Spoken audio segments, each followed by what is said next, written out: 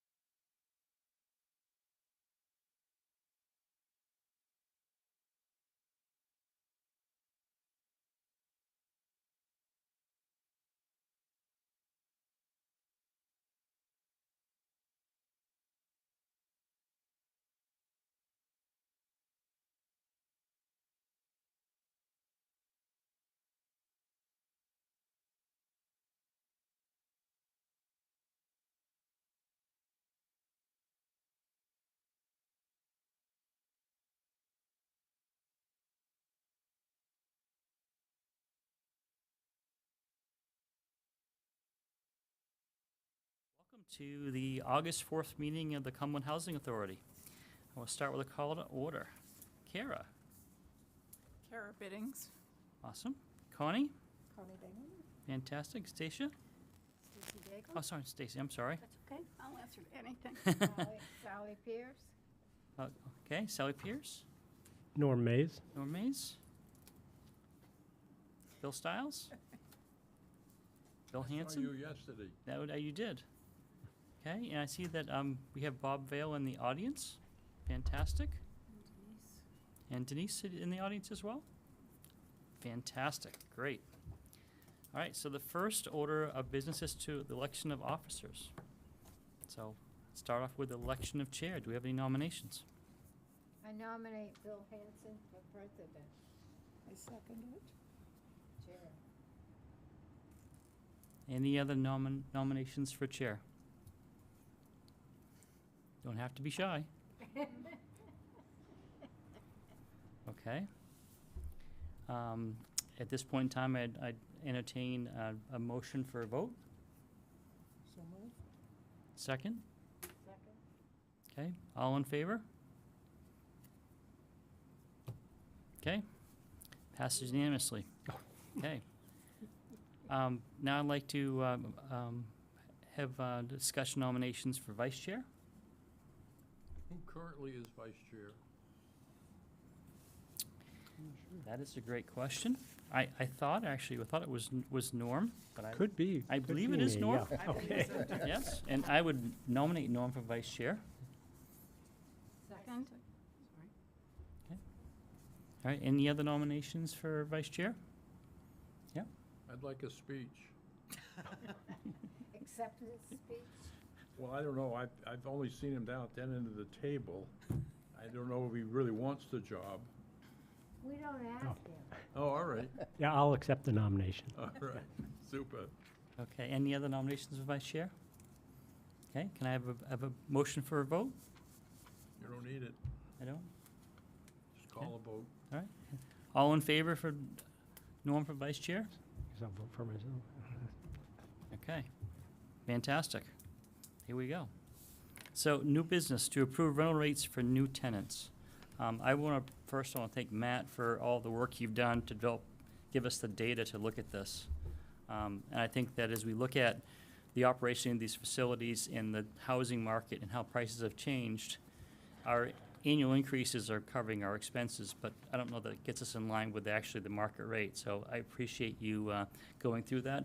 I don't know if you want to take a few minutes and kind of recap what you've done and maybe go over a recommendation you may have for rates? I'd be happy to, Mr. Chairman. Thank you very much. Yeah, it was kind of going back to old home days from my prior career as an appraiser and as an assessor to go through that and do that rental survey. But I want to thank Christina as well and Norm as well for sending some additional information. It was great to have all that info and try to, I guess you could say, collate it all into something that'd be useful for the board to make some informed decisions based on. So ultimately, what we reviewed was the different rates for Cumberland County, but specifically the greater Portland market, of which Cumberland is a member. Comparable communities would be Portland, Falmouth, Yarmouth, Cape Elizabeth, Scarborough, and South Portland and Westbrook. That's kind of the greater Portland MSA. It's higher, obviously, than Cumberland County because the further you get out from the let's say the urban core, the lower the rental rates get for obvious reasons. So we looked at all of that. So we looked at a number of different areas, the AMI-based data, which is area median income. So looking at that for our area, and so that's one way to look at it. Based, and a lot of that is how a lot of the different, let's say, affordable housing units across Cumberland County are structured on those types of rent rolls. They also use the HUD fair market rate, so you'll see that included in there as well. That one, when we look at the AMI based, I just want to back up for a quick sec. You're going to see three different numbers on each one. There was at 50% of the area median income, 60%, and then 80%. And so they did that, and as our property has 1 and 2 bedroom units, thought that would be important to have that as a barometer to measure by. And then for the 2 bedroom as well, it's at 50, 60, and 80% of area median income. The HUD fair market rent doesn't stratify it along those lines. They've chosen what their number is, but the HUD fair market rent also includes utilities. So heat and hot water or heat and electricity would be included in there. Obviously not cable or telephone or anything along those lines. but the HUD fair market rent does include utilities. And then main housing is a voucher rate there that they have. That also is inclusive of utilities. And also, those are generally based, that's not ultimately what the tenant is going to pay. They're going to pay 30% of their adjusted income, so they ratchet that, and the main housing will cover that difference. Not really applicable to what the units that the town has are. But again, it's part of the mix, and as you noticed, I looked at 10 comparable properties. I tried to find properties within, I guess you could say more of our competitive marketplace. Looked at the Village at Oak Hill, which is fairly new units in Yarmouth, Bartlett Woods, Blackstone 1 and 2, Little Falls Landing. Those are in Wyndham, Meadowview, which is in the market. New Marblehead Seniors, Ridgewood 1, Stonecrest, Unity Gardens, and Wayside Pines. But they are as far west, I guess, as Standish, and as far east as Yarmouth, because you can only go so far east. And then, but generally they would be competitive. And as you can note, they do have, many of them have age requirements. Most of them are 62 plus. One was 55 and over. And then some also allowed for folks who have, or who are considered disabled can also qualify for there. So they fall outside of the age restriction. But again, those are all structured under a lot of the affordable housing programs that are within the state. So that kind of drives, as well as either state or federal fund restrictions. So that governs what their allowable structures are. But you'll notice that the majority, when you look at the way that they're set up, there was, let's see, most were in the 80% of AMI. And then the next one was at 50% of the Portland MFI or Portland AMI. So it was either 50 or 80, but the majority were at 80%. That's a pretty stiff number in comparison to where you're at now. Looking at what the town currently is looking at, like back in 2022, the new tenants were coming online for a 1-bedroom and paying $1,037. And then the 2-bedroom would be coming in at $1,412. Now those are both a bit more robust compared to either the grandfathered subsidized or the grandfathered 1-bedroom, as well as the grandfathered 2-bedroom units. So, but again, it's not without precedent that the Housing Authority has looked at this as a way to move forward to treat, over time, bring the units up to speed. And also allow the property to basically address its financial needs and long-term planning and capital needs. So I think this would be a good strategy for the board to continue that practice, and this would be a good year to start that. There's not a lot of turnover that happens, but when it does, I think it's a good opportunity to find that, I guess, equity within the market. May not be equity between the units, but that's what the grandfathering is for. But over time, I think it will get you there. Connie? Yeah. Oh, just quickly, am I correct that every unit that is newly rented will have a new kitchen? Yes, ma'am. One of the most recent ones they did a full, I know they did like a major refresh on that. But as they do turn over, we have the kitchens, and so when they do turn over, we will get that improvement done. And I know Chris has been looking at some options to try to find a way to expedite that even for our existing units. We've had some hiccups there. I know we own the units, we own the countertop. At least we've pre-purchased that, but we're looking at finding a way to try to get that turnover a little quicker. It's not really convenient for our tenants to move out for 3 months to do a kitchen job over. It's not really also very productive to take 3 months to do a kitchen job over. It's not Martha Stewart's kitchen. They're pretty, conservative kitchens, and they're nice, but we're trying to find a way to make it work better. I was just looking for a little bit of value that folks Yes, ma'am. are getting. Yeah, there will be. There is an amenity for new units as they come online that they'll have nice new kitchens as they do move in. In your deliberations, are you also aware that our tenants now pay for their own heat? Yes, sir. Okay, because that's a factor that contributes here. Yeah, it does, and I think, and that kind of, and Mr. Stiles and I did not coordinate our efforts for this conversation before. It's kind of brought me to the point that to where my recommendation for new terms would be. Looking at I guess you could say, the fact that they heat their own units, but we are looking at trying to find a way to provide electricity, if not steeply discounted completely. So that may be a situation that changes in the future, depending upon where the town goes with the solar field. But looking at that as an option, I'd recommend that for the 1 bedroom and the 2 bedrooms to go at the 60% AMI numbers that we have in here. It's a bit of an increase for both, but it's not, I think they're still very, it's a good offer within the market, but we're not going from 0 to 60 in one fell swoop. Probably if the market continues to move forward at this aggressive rate that it has over the next few years, that number might track. Also, it's, on the subsidized unit, it's a whole different model. I think I would look at those and maybe still look at your 50%, at the 50% AMI rate for that, if that turns over. And I think that would, it would be a pretty good jump from A to B, but at the same time, within the market, both would be considered, I guess you could say, a fine compromise. Good questions, sir? I do. So we're talking about 1461 for the 1 bedroom and 1753 for the 2 bedroom? For the 2. I just want to clarify that these AMI rents also include all utilities, and I provided the utility allowance schedule that you might want to factor into those so that it would adjust down to reflect those utility allowances.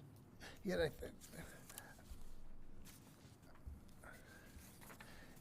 I have to take a look and see what their annual or what their average spend would be too.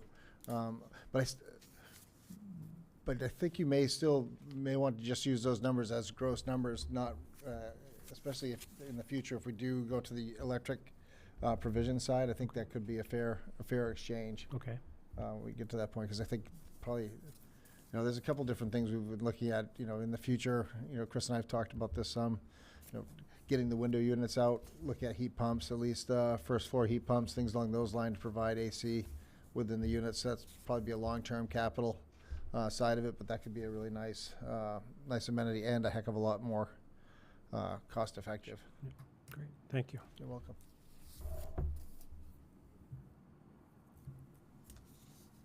Other questions or concerns from the? The grandfathered units, that's based on their income? And what is the income requirement for the subsidized? Oh, let's see. There is none. There is none. There is none? Currently, there's no requirements on income. Okay, How do you get the grandfather? Christina can answer the question. She is. So the chart that notes their grandfather of people that have been there for so long, they were kind of locked in at those rates. Okay. So at the time when we are reviewing whether or not a tenant is eligible for the subsidy, we look at the low income, which is set by HUD. So if they're under whatever that low income amount is that's set by HUD, then they are eligible for the subsidy. So right now, we currently only have 3 one-bedroom units at a subsidized rate. Whenever one of those subsidies becomes available, I contact the existing one-bedroom tenants to see if one of them might be eligible. And I've always found one existing tenant that was eligible. So they just show us a copy of their tax return to show what their income is. And if their income meets that low income definition set by HUD, then we let them have the subsidy. Christina, could you just walk me through again the rates we have existing? Because the grandfather rates, remember, were rates from well beyond. Yeah, those Right. tenants have been there a super long time. So we have, those grandfathered rates. I don't have knowledge of why they're grandfathered. I So- just know they are. From my recollection is we had increases in those subsidized rates. We froze those existing tenants at those rates, from what I remember.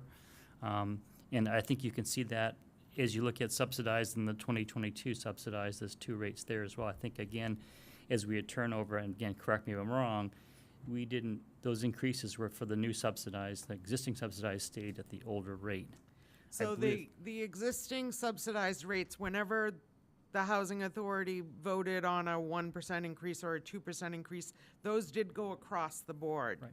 So those units also got whatever the rate increase was, but of course, their starting rate was much lower. Correct. So, and then, when we have, in 2016, we set a new rate for incoming tenants, but only on the 2-bedroom units. And then in 2022, we set a new rate for incoming tenants for both the 1 and 2-bedroom units. As well as the subsidized, looks like as well, correct? Right, that, Yeah, okay, oh, well, yes, you're right. okay. But we don't have really any new tenants coming in for the subsidy because I'm always finding an existing tenant that's eligible. Okay. So that was just in the William? chance. Basic, I just wanted to correct, my memory on this is that once you come in at a given rate, you're allowed to keep that rate, and we modify it each year by increasing a percentage across the board. So that's why these grandfathered ones are the way they are. They're people who came in, and for example, they've got this 1-bedroom here that's at 903. That was the rate they paid, or rate in effect, when they came in. And when they say grandfathered, what they mean is that's the rate they obtained when they came in, which would be modified annually by whatever increase we do across the board. So to change that, that's why we do the changes periodically on what the new rates will be, which will only affect the new people. And- We have never gone into changing everybody's rate all at once from where they are to a new rate. Thank you, and that's my recollection as well. And I do like the way you have documented by the date, 2022. I think going forward, that's a great way as we reset our rates for new tenants that we marker that by a date. I think that's really a great way to do that because now there's been 2 or 3 steps there, and I think I was present for most of them, but it's nice to have it set up that way. So that's really good. Is there any discussion around going to the 60% in concerns with the inclusion or exclusion of utilities? Because Norm has a really good background in that, and I'd like to have some more discussion on that if we could. Because I do think it's important. And this would be things that, again, this new rate, which I would call the 2025 rate, would be the rates for these units going forward. So it's recommended by the town manager that we look at the 60%. Is what I'm hearing is recommendation. Obviously, board discussion on that, and then how we would deal with utilities. I do think it's wonderful that the town is going to be looking at subsidizing electricity costs with potential solar expansion. I think that's wonderful. That may, the timing for that, I'm not sure, but I'm sure the town is working hard to make that happen soon, but probably not likely going to impact this particular rate change. It may be within the year if the town does decide to purchase that outright and begin the expansion. So it would probably be within the next 12 months. Okay. So, Norm, would you want to walk us through that a little bit, to make it clear? I know you have a great background with this. Sure. So, when each year, HUD publishes their changes, the area median incomes and the gross rents for those incomes. But anytime that there is a utility that's not included, then you would subtract that utility based on the unit size and based on the annual changes to those utilities. And they're usually a little behind the fact, because HUD does all of this stuff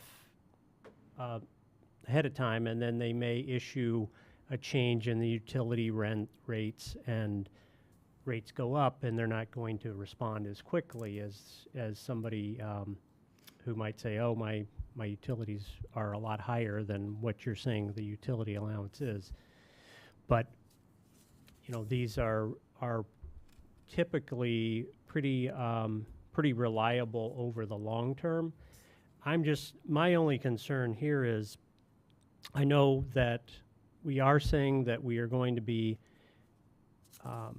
changing, maybe taking on some of the electricity, and I know we're talking about bringing on some heat pumps, but in the meantime, especially around heat, I think that's where people get hit hardest. Not so much with the electricity, but if we're talking about they're still going to be on the hook for paying their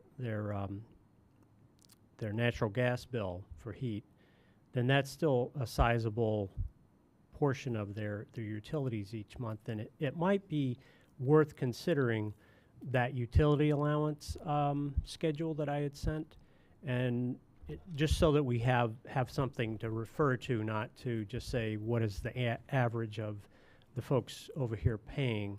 I think if we just base it on the HUD utility allowance schedule, that might be preferable. I don't know if you have that up in front of you. I could pull it up on my phone, but I know I sent that along to Christina and you, Matt.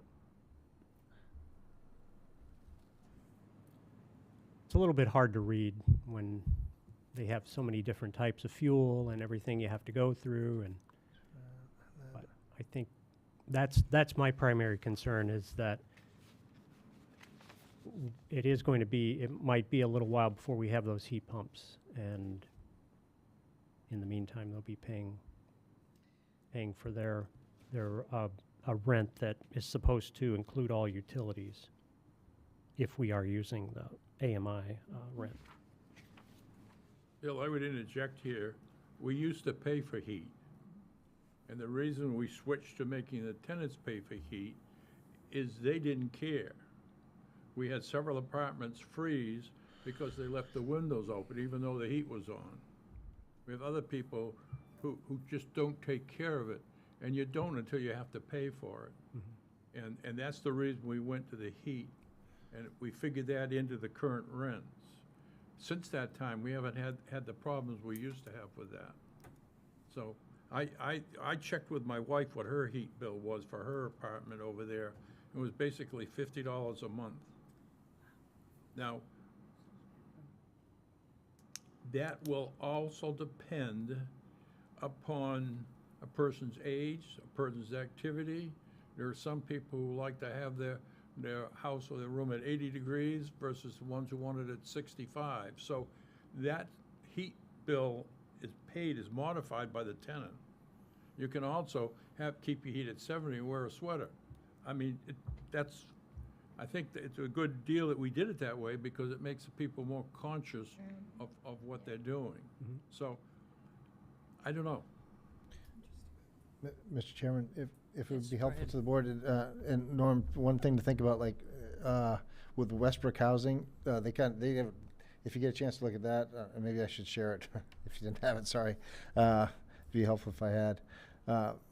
Their one-bedroom unit is $1,563, and their one-bedroom allowance for heating is $69, and for cooking is another $3. So basically, it's about $72 a month is what they ration into that, and that juxtaposed to looking at a one-bedroom at 60% on this at $1,461, it almost comes out as close to a wash.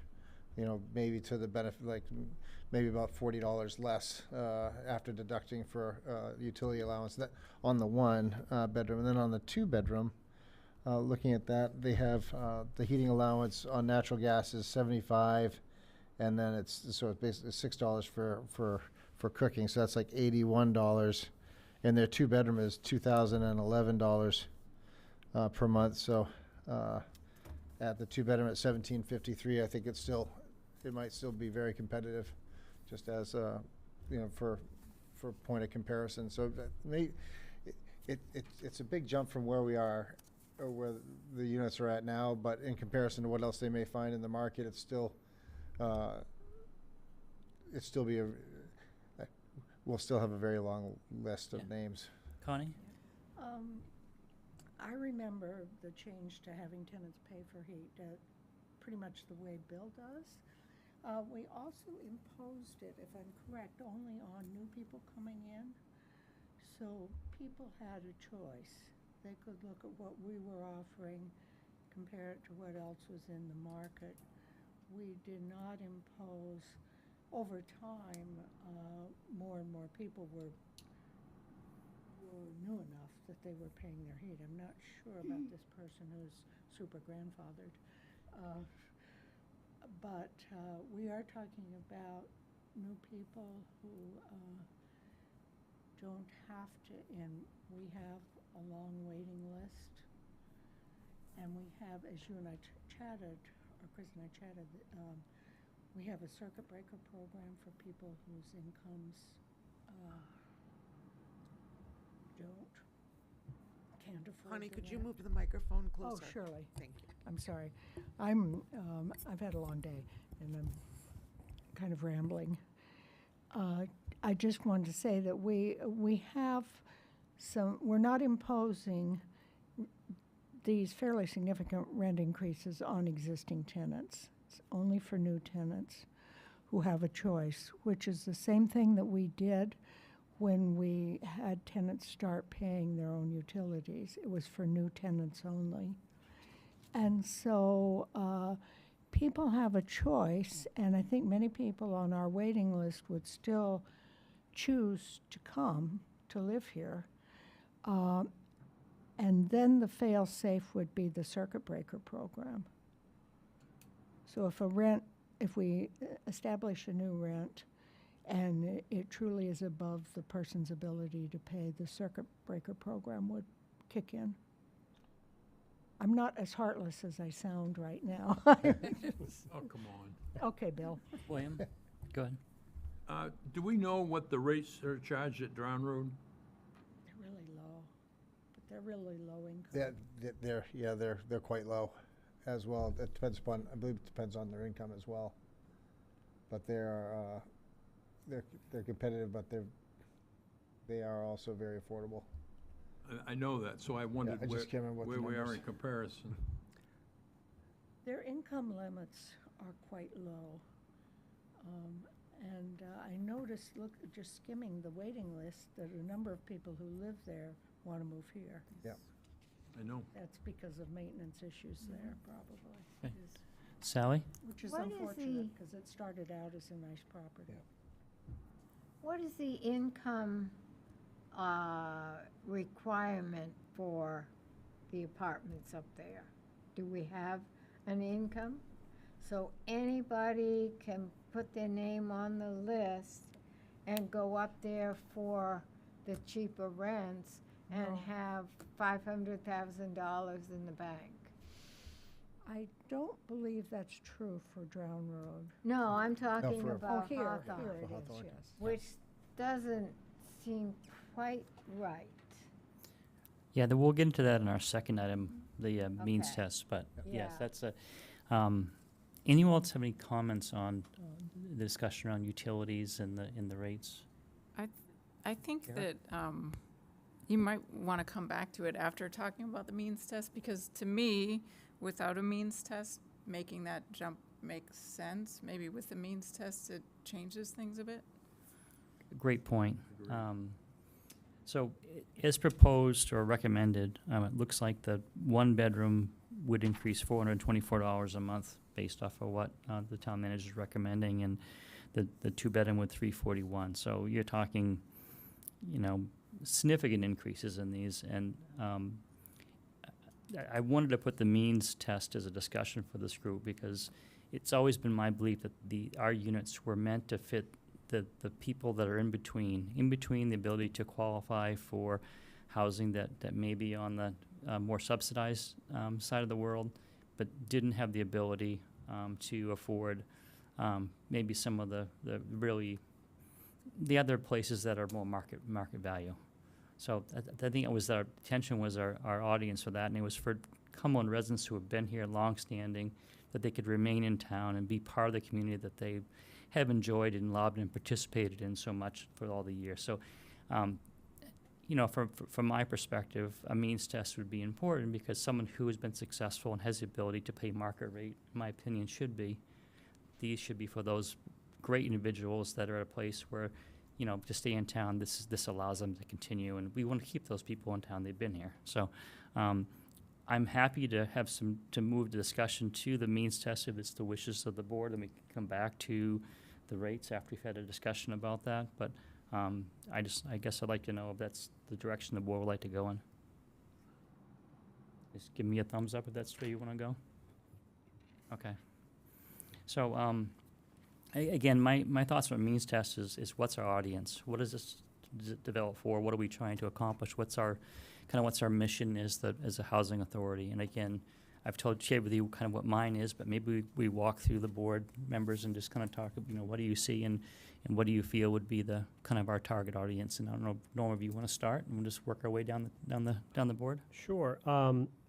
So when we're talking about the Drown Road School, I'm not sure if they have 50 and 60 percent area median income, but that's typically what you find in a low-income housing tax credit project such as this. I'm not sure if there are any market rate units there. I don't think there are, but typically that's what the owner, property manager would be required to use, because the IRS is watching over these projects. And so I would say if we're looking at means testing, we would probably want to refer to and when we look at the family size as well, so these 1, 2, 3, 4, that's not bedrooms at the top on the percent median income, that's the household size, the number of members of the household. So I think if we were going to be looking at any means testing, I probably wouldn't, we may say, no, we want to look at the 80% area median income, which 80% is actually HUD's low-income area median income is what they consider. 80% would be low, 50% is very low, and 30% is extremely low. So you may want to choose to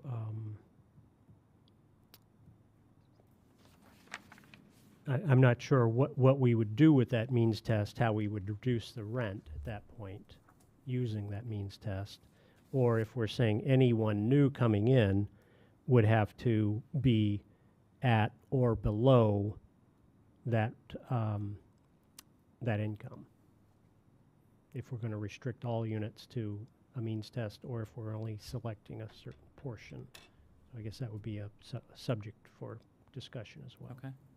Thank you for that that information. Sally?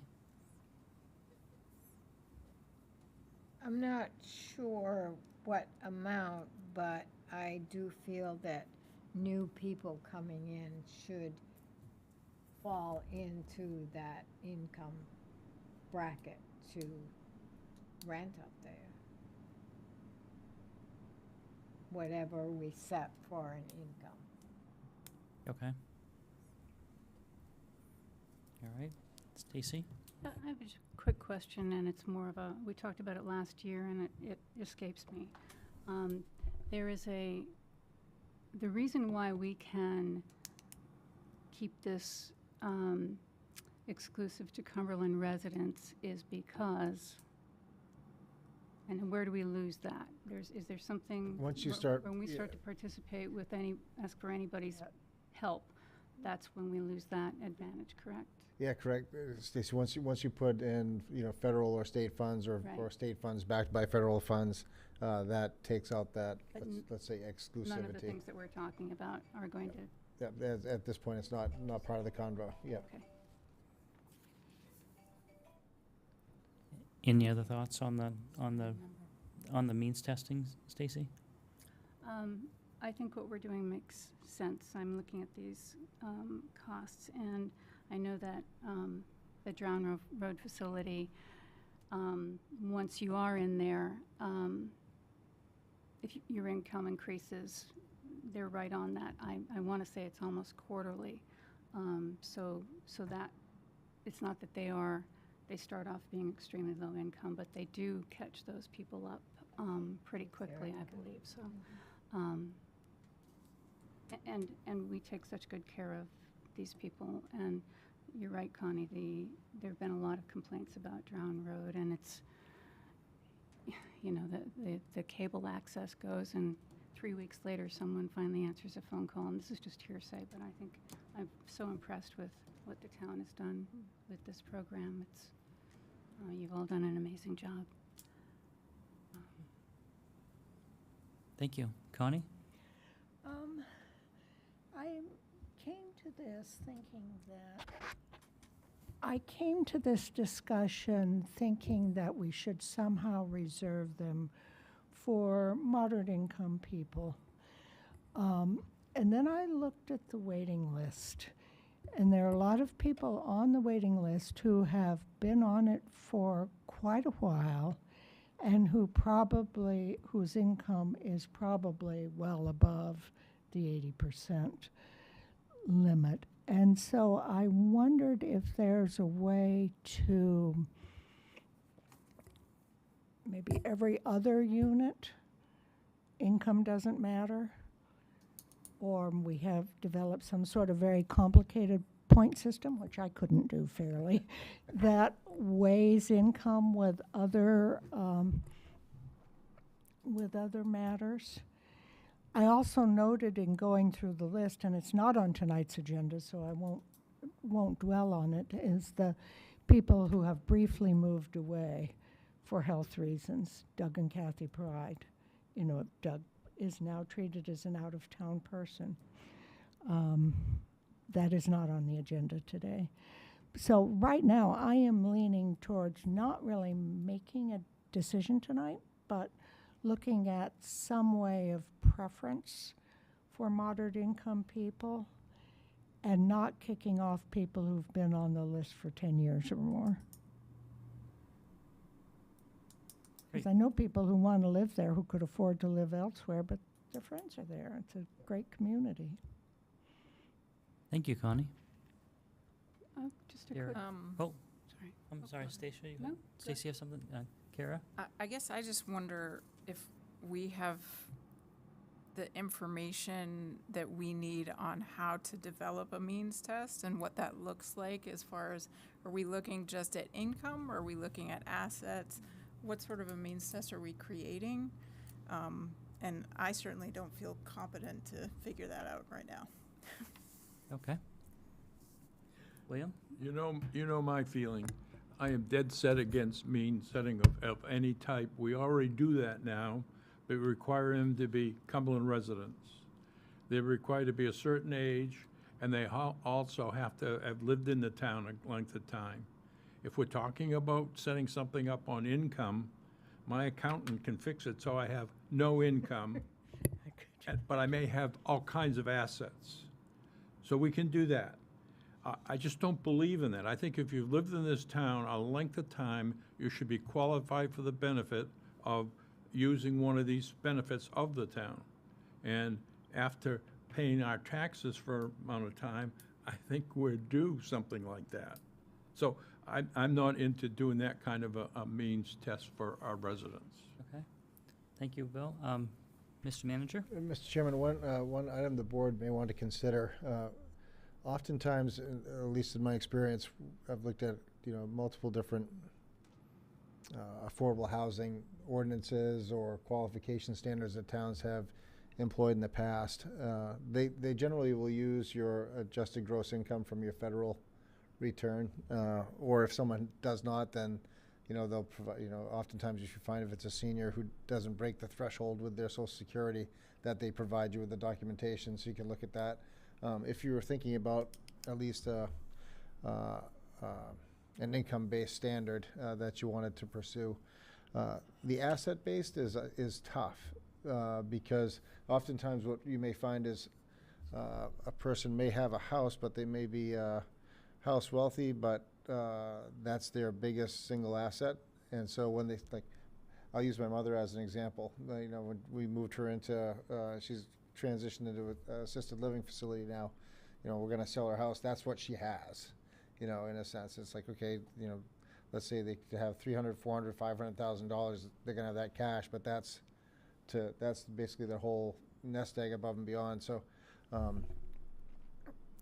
so oftentimes that's a tough one. That, you know, they may have, you know, $30,000 in the savings account that year, and then they sell their house and then they move into their apartments. Then it's tough to qualify that, because you know, you could have an inheritance, you could have different life events that can come into play that could, you know, that are harder to track. And you know, if they sell their house, again, that's an event, but it's not something that's a taxable event because it's not capital gains capturable. So that kind of comes into the play. So it makes it difficult on a case by case, but at least the income standard is one that is uniform that folks can look at. And ultimately, they I think many times have looked at that and tried to find a way to acutely get to that. You know, as Cara said, try to find a model that's gonna define where you need to be. But but there are so many other variables that could come into that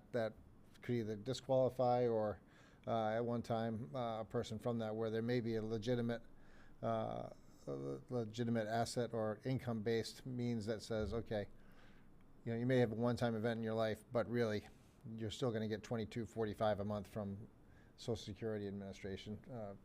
That's kind of your income. The rest is your nest egg. Any other comments from the board? Well, it's public comment, okay? Well, I'm willing to make that happen, Bob. Sure, why not? Mr. Vail, would you please come up to the microphone? Yeah, you have to go up to the podium, please. Not to worry, Bob, we'll give you more than 5 minutes, too.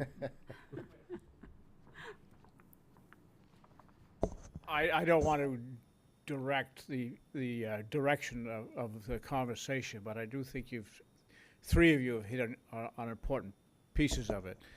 And I don't think you can adequately propose something without an asset piece of it also. You know, I've looked at the list. I know a lot of the people on that list. They shouldn't be on that list. So just because it's a nice place doesn't mean that we're going to guarantee anybody a place to live. I think we have to make sure that we are looking out for the most vulnerable segment of our population. And so, yes.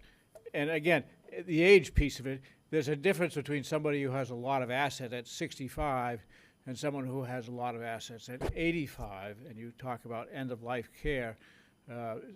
So I think you need to explore all of the options before you make a decision, because I think there's some value in a asset piece of that in addition to your income piece of it, because it's and again, the age piece is a major piece of that also too. So it's I'm not gonna I struggle with you also. Thank you. This has been a really great discussion. I've really had some nice, opportunity to listen to some different viewpoints, and you guys all brought some great ideas. Christina, I would like to have you weigh in a little bit on this, only because in the end of the day, if there were to be a means test, or there were to be and we were to go to say 80% AMI, that does create a burden for you, and I'm a little concerned about that. I do think, again, the idea of I could see the opposition to having a means test. I thought the compromise of having some means and some non-means was something I had never thought of, but I thought it was a great idea because it does provide some benefit for both groups. But I think this maybe requires some more discussion. But if we would have a means test, and the thing about the 80% AMI is it's a standard, so you're not trying to create a standard, which that's one of the things I don't think we want to do. If we were to go down that road, again, this is my opinion that the board has, I'm not representing the board, it's just myself. But having a standard for the AMI and maybe a standard for total assets would make it much easier than trying to create our own rubric of how this all goes together. But what are your thoughts on how you would manage that, what that would mean for you? I would agree that if there was one standard, okay, to be eligible for the one bedroom, you can't make more than this much a year or have this much in liquid assets. And then also I would have it just be at time of when you move in. I think it would be cumbersome to have them report every year, and then what are you gonna do? Tell them they have to move out if they were to get an inheritance or something. I don't think that's right. But I do agree that there should be an income maximum. It should be for the people that really need the break on the rental rate, that aren't eligible for low income. So those are my thoughts. Great. And then a point of clarification for you, Norm. So the 80%, the number you'd recommended, I don't have a grounding as to, you know, where that lands with kind of the audience that we're looking at as far as these units go. So based off your experience, do you think if we were to go with some of that for some of the units, think that would hit our target audience? I would think so. I'm sure that there are those who are definitely, below that, but I think that's an at or below, so I think 80% area median income makes the best sense to Okay. use. And I just want to clarify that in terms of means testing, I had sent the way that housing authorities have to determine income and assets I agree are really complicated, and having to take someone's assets and say, well, you may not be making any income off of your asset, but you have to impute a certain amount of percent towards that to say, well, if you had invested this or had this in the bank, you would be able to earn this much, so we have to consider that as income. So I think when you go down that road for assets, it gets really messy. For the people that I serve at my housing authority, they don't have assets, or if they do, you know, it might be change in their pocket. And so, but when we're talking about the population that we're trying to house, it's a different matter, and it gets really messy really fast. Great, thank you. William, I know that you were the one who was pretty firmly against having any sort of a means Well, test. I would like to remind you Yep. that you need assets if you have to go into a nursing home or a medicated facility, and your assets will evaporate so fast you don't even know you had them. Having had to go through that a couple of times, I'm well aware of that. So assets look great on paper until you have the misfortune to get very, very sick and need professional care.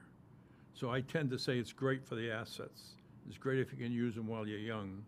But when you get to be my age and older, they can evaporate immediately. Okay. Mr. Manager, do you want to weigh in on this a little bit and tell us what you think? I think the AMI question's a good number.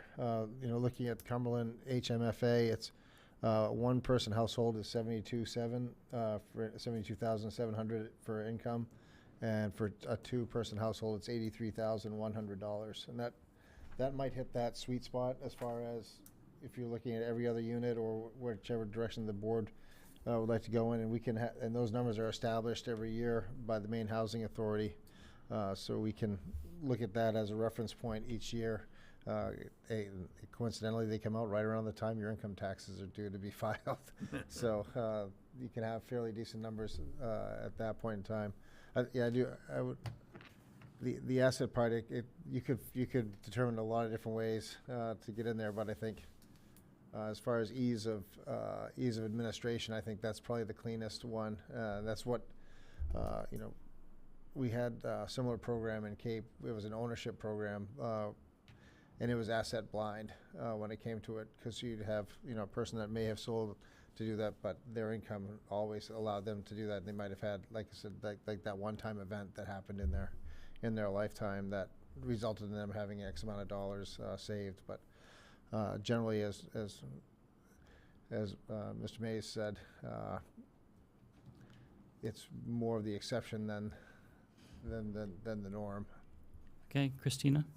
I'm just trying to think how we would work that with the existing waiting list. If we were gonna do it with every other unit, I would have to keep track of which was the last unit I rented. Was it a 1-bedroom or a 2-bedroom? And did we give them the means test or not? And then I'd have to go through the waiting list to find someone that kind of fit in there. So if their incomes were too high and it was gonna be a unit where we wanted a means test, I might have to skip over a bunch of people that are on the list. So I'm not sure that, I don't feel very good about that, I guess, I'll put it that way.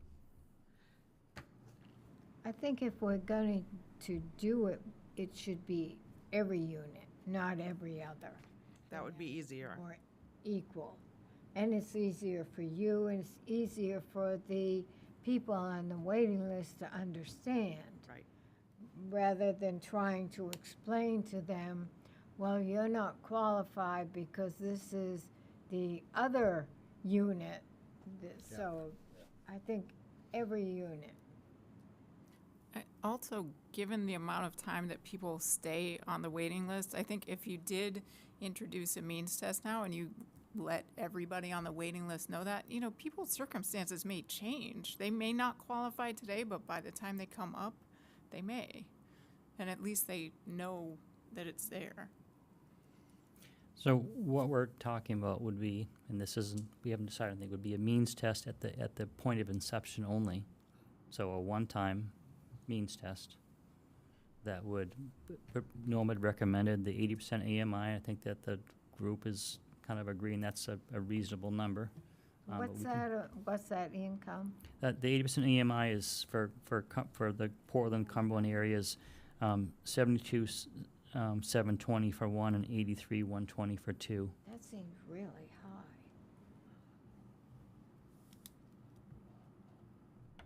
I think that's very high. If we're going to be means testing, it should be, I think, for the lower income people to qualify. Go ahead, Mr. Manager. Ms. Pierce, to your point as well, it may be 55, you with your entry point possibly being 55, you could find someone who still had, for all intents and purposes, another 8 to 10 years, to 12 years perhaps of working. So there would still be fairly conservative in the greater Portland market for as far as incomes go. So you're trying to catch a large universe of people with a lower entry point of age, where so that might bend it a little bit. When you get beyond the retirement years, that number falls in really, really well. But Right. it's that period before retirement that. So you're trying to fit all the pegs into the same multi-shaped hole, I guess. Well, I think at that income, they can very well afford the going rate for an apartment and really don't need these apartments at that rate.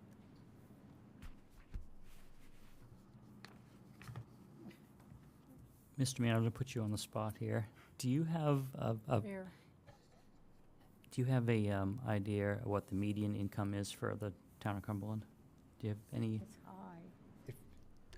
It'll take me a couple moments, but I can get it. Okay. I've seen it just recently, so just may take me a sec or two. Thank you, Mr. Manager. Sure. Any other discussion? So and again, I'm not, this is a tough thing because the next level down 6% AMI is 54 540 for one and 63 340 for two. It's a pretty significant drop. And if you look at rents being close to, well, the adjusted rents are close to, almost $1,800. So that's going to be, we say 2,000. That's 24,000 a year. So probably 20,000 of that. So you're talking about half of your income being just in the rent. That's pretty significant for if you would go down to the 60% AMI. based on the cost, so we're proposing the increased rental rates would be. Mr. Chairman, in Cumberland, the median household income is reported to be, at least in 23, it was 150,867. And then in Cumberland County itself, in that same period is 125,4.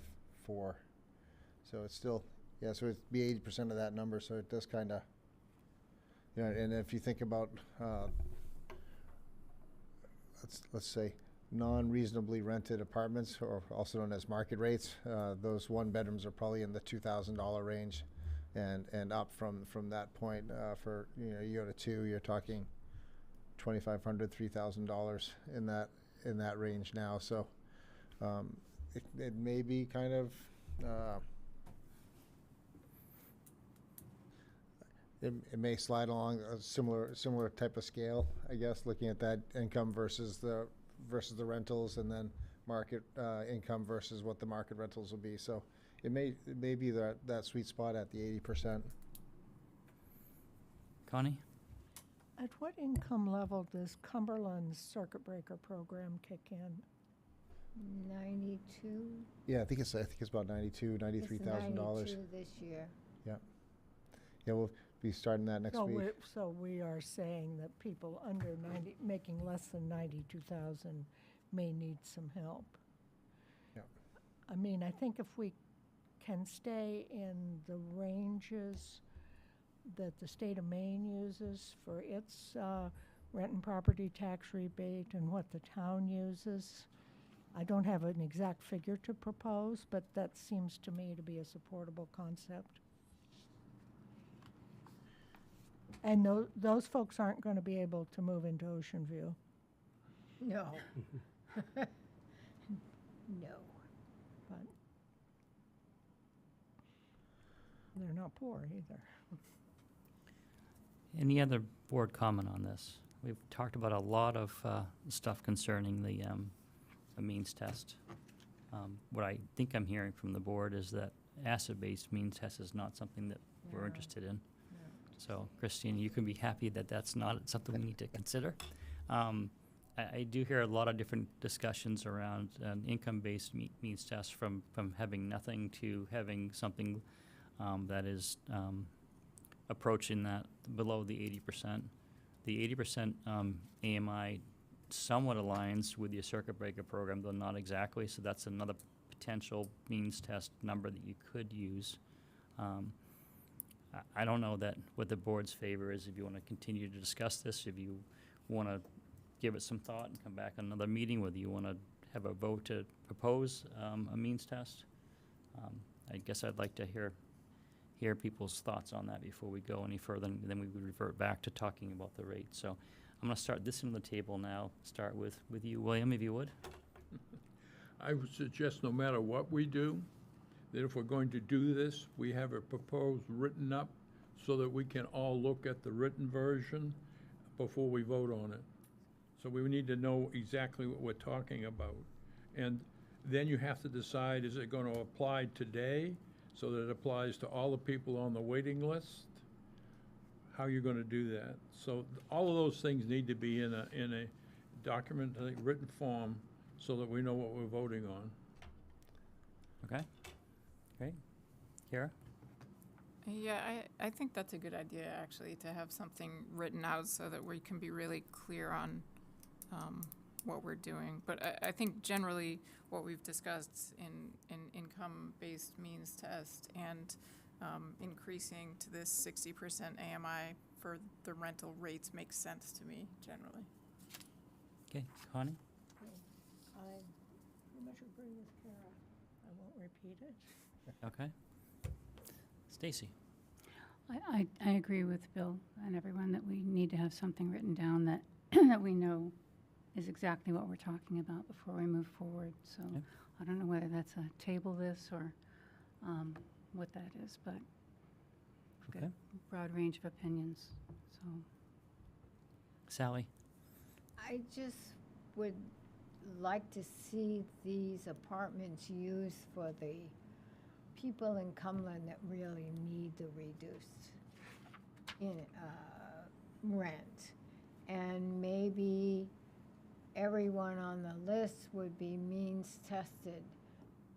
Would there be the availability to give the rents to the lower people on that list? We're going to use the 72.7, but if there's somebody on the list that is living on Social Security, maybe a small other income, that has an income of 20,000, would they move up on the list because they are in need of that apartment? Whereas somebody at 72,000 isn't as much in need of that apartment as somebody with 20,000. Okay. Yep, that's a great point, and somewhere in there, our subsidized units would come into play for someone in that place. So I think it reverts back to the comments the board has had around developing some sort of a straw man for how this would work. Norm? Well, I agree with Bill that we need to have something before us, pretty well spelled out before we vote on it. And I agree with Sally that there are definitely those that aren't going to be able to manage any new people coming in, manage the proposed 2025 rents, even at the 60% AMI. And I don't want to throw a monkey wrench in here, but do we say we have another rent, and sorry, Christina, that would meet the needs of those at below the, at 60% AMI, or for income, that is. So I'll just throw that out there for discussion. If we have a two-tiered new rent schedule, those coming in at 80% and those coming in at 60%, say, area median income. Okay. And then drop the, I'm not sure if that, those coming in at 60% area median income would end up paying the 50% AMI rents. So that's a consideration. Okay. Any other board comments? So, Mr. Manager and Christina, are you comfortable pulling together a proposal on what that would look like with a means test? I think that what I'm hearing from Norm is that as we're looking at the rental rates going forward, the means test and also how we handle subsidized and the regular rates should be something that would come into play. So it sounds like there's a fair amount of lifting and work to do there, not to mention probably some legal review of what has to be put together. But are you able to put that on your list of things to work on and bring something back to the board that you feel is manageable, doesn't create a burden of work, but also would kind of meet the objectives that I think I'm hearing from the board, that there be some means test for these apartments, so that they really meet the audience that we feel that they're really for. Yeah, Mr. Chairman, I think that Christina and I and Chris could get together and take a look at that, and what we could do is come up with a recommendation on the going forward rentals for new, as well as a means test or income levels that you may want to consider for one, 2 or 3 person households. Maybe include 4 just in case. For someone who may be 55 and has either a dependent or 2 still with them. So we could kind of look at it from that structure, giving the income numbers, looking at the greater Portland area, and then and we'll noodle some more on the additional means test or some other areas that we may want to look at for the board to consider. But we can summarize that and come forward with a recommendation for the board to consider. Connie? Not to give you another project. That's okay. In your first year with us, but Drown Road has been a disappointment to many people, but I'm not up to date on it, and I know that it was intended to address the person making $20,000 a year. It was intended to take some of the burden off this housing authority to build more units, because Drown Road was kicking in. But I I don't think the town ever really was able to establish a good working relationship with them, and I don't know what's happening now. We can Is do that more a outreach on that. discussion you could update us on at least? Are they still having the same maintenance problems that are making people want to leave? We could, yeah, it was one of my first things I did last year as manager, was I went over for an evening to just spend a night with the tenants, and, well, not spend the night, but we chatted for a while, but we had a great conversation then, so it's about that time of year again. I could go in and talk with the tenants again and see what we're looking at. They had some things they were working on, and I got to, go walk through a couple of units. They were so nice to share on that side, so I'd be happy to do more outreach there as well. I know that when they opened, they invited this board over for a tour. You can Sure. tell how long I've been on the board.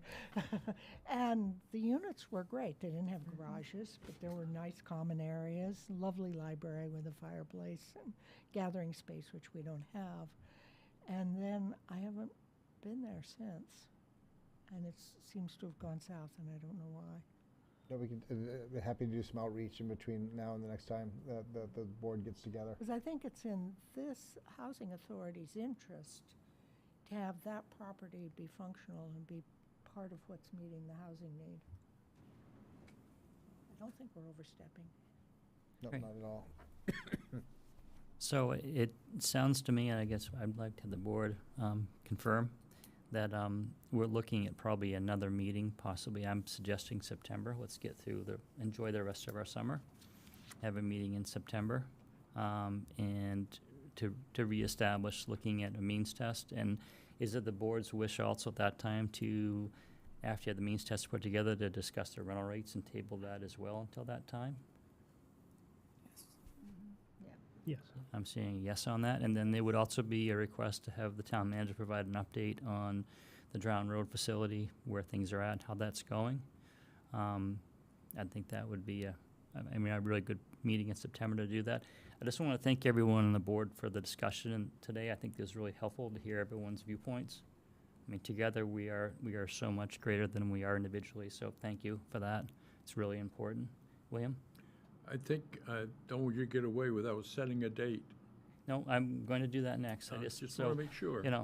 I will, and I think this has been a very productive evening tonight. It's been a little over an hour, and I think that's probably a good time to limit the meeting to that. But before we leave, can we look at setting a date in September?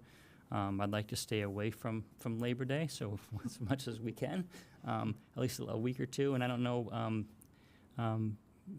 Mr. Manager, what your schedule looks like. I don't know in September if there's a Monday that works well for you. Mr. Chairman, would it be good for the board to look at September 15th? There's a council meeting on the 8th and on the 22nd, but it would be on that Monday, possibly at 4 o'clock. That gives us a good window to work in to do the outreach I would like to do as well. If My that works for the schedule is board. available that day. I don't know what other people's are, but I'm available 15th at 4 o'clock, right here.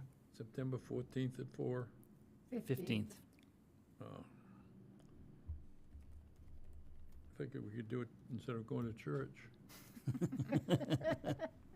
You're not gonna get out of that, Bill. Okay. I got it. Is that good? Okay, great. I haven't had I know we had a brief public comment as we had discussion, but now I need to open the floor for any additional public comment. Great job. Thank you. Do I have to say my name and where I live? Denise Thorsson. Not means test related, but sort of eligibility related. Connie had brought up about potentially looking at whether they have to be physically in Cumberland at the time, or maybe they're a lifelong resident but have since moved and would love to come back. So perhaps at your next meeting, while you're talking about means testing, maybe kind of close that loop as well, perhaps, to see if it is just time in Cumberland or, consecutive years in Cumberland, not necessarily still in town for eligibility. That's all. Okay. I'm happy to add that to the agenda. Mr. Chair, Yes. you want a motion to table items 1 and 2 of D? I would very much like a motion on table 1 and 2. Mr. And I- Chair, I move to table items 1 and 2 under new business D Can I have until our next meeting. can I have a second? Second. Okay, second by Stacie. All in favor? Wonderful.